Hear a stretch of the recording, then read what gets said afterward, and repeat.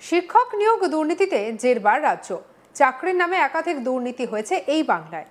আর সেই দুর্নীতিতে নাম জড়াতে দেখা গিয়েছে রাজ্যের শাসক দলের মন্ত্রী, বিধায়ক থেকে শুরু করে একাধিক নেতাদের। তাদের সে কারণে হাজতবাসও হয়েছে, কিন্তু তারপরও থেমে নেই দুর্নীতি।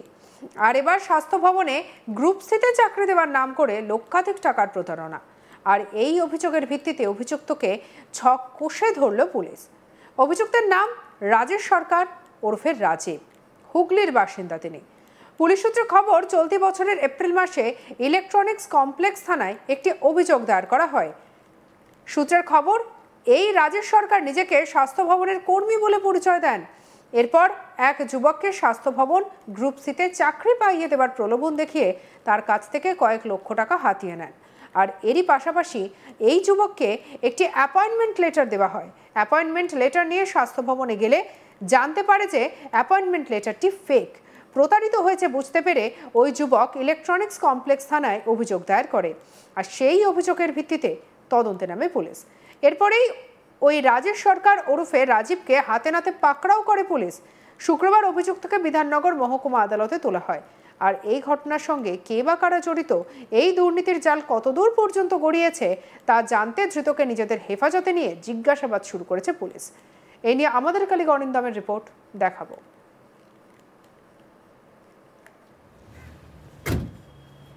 স্বাস্থ্য ভবনে চাকরি দেওয়ার নাম করে প্রতারণা। আর এই প্রতারণা চক্রের অন্যতম মূল পাণ্ডা রাজীব সরকারকে ইতিমধ্যেই গ্রেপ্তার করেছে বিধাননগর পুলিশ।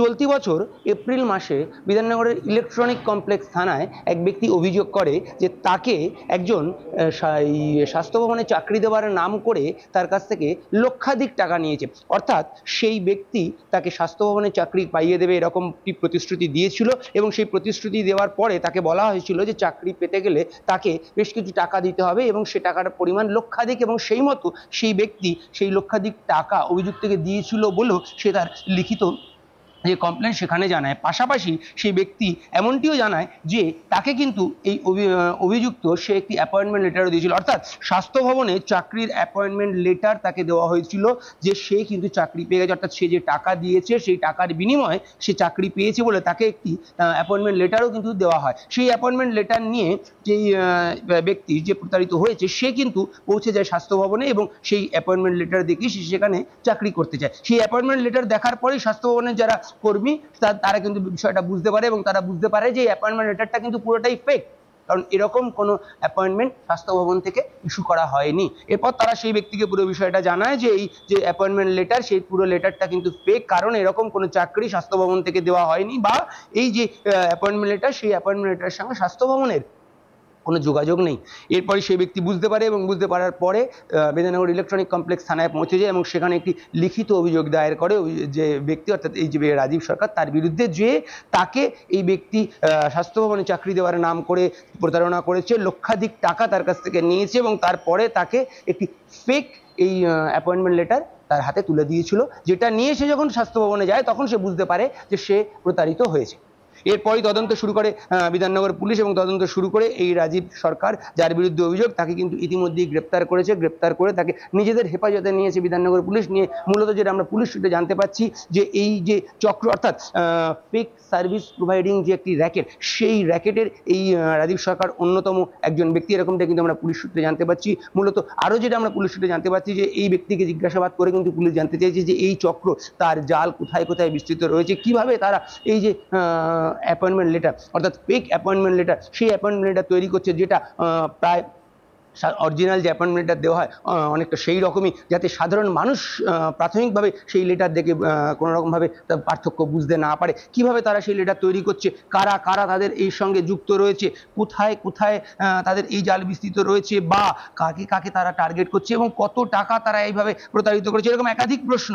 আরও প্রশ্ন যেটা আমরা পুলিশ সূত্রে জানতে পারছি যে তারা আরও জানতে চাইছে যে এই যে পুরো চক্র, এর মধ্যে কোনো প্রভাবশালী ব্যক্তি রয়েছে কিনা, বা কোনো প্রভাবশালীর নাম জড়িত রয়েছে কিনা, বা তারা কিভাবে মানুষকে টার্গেট করে বা কিভাবে মানুষ তাদের সঙ্গে যোগাযোগ করে, এরকম একাধিক প্রশ্ন, সেই প্রশ্নের উত্তর কিন্তু বিধাননগর পুলিশ এই মুহূর্তে পেতে চাইছে এবং সেই জন্য কিন্তু তাকে নিজেদের কাস্টাডিতে নিয়ে জিজ্ঞাসাবাদ করতে চাইছে। তবে এই যে প্রতারণা চক্র, এই চক্রের জাল যে অনেকটাই বিস্তৃত রয়েছে সেটা কিন্তু আমরা পুলিশ সূত্রে জানতে পারছি। কিন্তু একটা বিষয় কিন্তু বারবার সামনে চলে আসছে যে একাধিক জায়গা থেকে কিন্তু এখন সামনে দেখা যাচ্ছে যে এরকম চাকরির টাকা দিয়ে চাকরির ক্ষেত্রে প্রতারিত হয়েছে প্রচুর মানুষ, বা পুলিশ কিন্তু সাধারণ মানুষকে বারবার সতর্ক করছে যে এইভাবে চাকরির জন্য বা টাকা দেবেন না বা এইভাবে প্রলোভনে পা দেবেন না। তা সত্ত্বেও কিন্তু যেটা দেখা যাচ্ছে সাধারণ মানুষ কিন্তু সেই লোভ সামলাতে পারছে না, তারা কিন্তু টাকা দিয়েই চাকরি পেতে চাইছে। এক্ষেত্রেও কিন্তু ঠিক সেই রকমই চাকরির প্রলোভন এবং চাকরির পাওয়ার জন্য কিন্তু লক্ষাধিক টাকা সে দিয়েছে, তারপরে সে প্রতারিত হয়েছে, কিন্তু টাকা দিয়েই মূলত সে চাকরি পেতে চেয়েছে। এইরকমটাই কিন্তু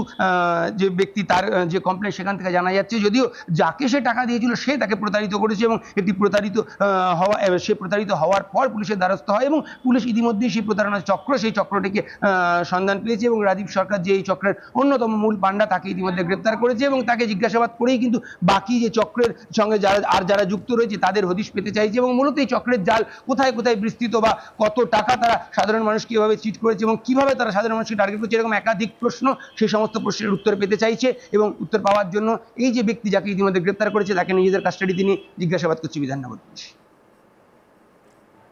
এর আগে গত মাসে ফরেস্ট ডিপার্টমেন্টে গ্রুপ ডিতে চাকরি দেওয়ার নাম করে কোটি টাকার প্রতারণায় গ্রেপ্তার হন সুকুমার মণ্ডল নামে এক ব্যক্তি। তিনি মালদার বাসিন্দা ছিলেন। পুলিশ সূত্রে জানা যায় 2024 সালের 20 সেপ্টেম্বর ফরেস্ট ডিপার্টমেন্ট উত্তর থানায় একটি অভিযোগ দায়ের করেন। আর তাতেই জানা যায় যে কোনো একজন ব্যক্তি একটি জয়নিং লেটার দিয়ে বন দপ্তরে যায়, আর সেই চিঠি দেখার পর জানা যায় চিঠিটি ফেক। এরপরই উত্তর থানায় অভিযোগ দায়ের করা হয়। অভিযোগের ভিত্তিতে পুলিশ তদন্তে নেমে জানতে পারে মালদহের বাসিন্দা সুকুমার নামে দীর্ঘ 2 বছর ধরে এইভাবে একাধিক ব্যক্তি প্রতারণা করে চলেছে। আর এরপর নারায়ণপুর এলাকা থেকে গ্রেপ্তার করা হয়।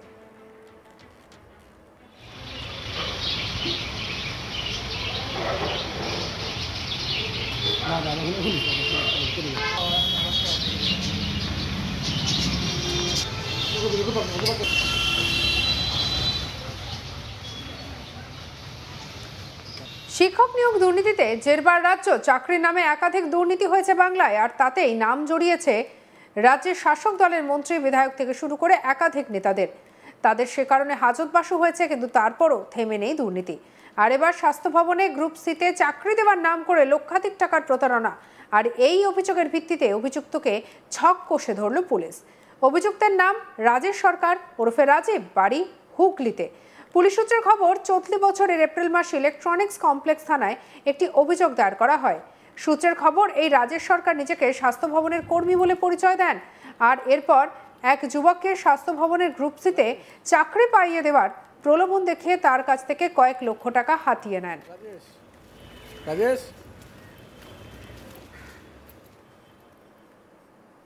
সঙ্গে রাখুন আজ তাক বাংলাকে, সাবস্ক্রাইব করতে ভুলবেন না।